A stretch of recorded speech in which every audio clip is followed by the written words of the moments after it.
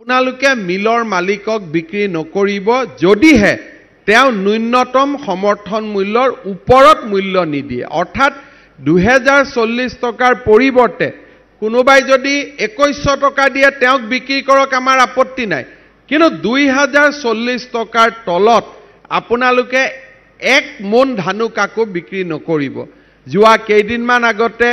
নলবাৰীত আমি দেখা পাইছিলো যে ওচৰ চুবুৰীয়া ৰাজ্যৰ পৰা ট্ৰাক আহিছে ধান লৈ যাবৰ কাৰণে আমি লগে লগে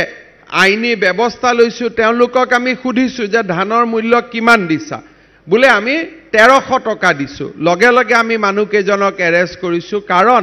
আমাৰ কথাটো হল 2040 টকাৰ তলত কৃষকক আমি কোনেও মূল্য দিব নোৱাৰো হি লাগিলে বেচৰকাৰী মিলে হক বা চৰকাৰী আমাৰ প্ৰণালীয়ে হক আপোনালোকক সেই কাৰণে মই আহ্বান জনাম যে গুটে অসমতে আমি ধান ক্ৰয় কেন্দ্ৰ কিনিছো ৰাইজৰ মাজত আমি সচেতনতাৰ সৃষ্টি কৰিছো আৰু সকলো ৰাইজে মিলি এইবাৰ ঘৰত থকা ভৰালত থকা ধান নিজৰ ব্যৱহাৰৰ বাবে ৰখাখিনিক বাদ দি আমি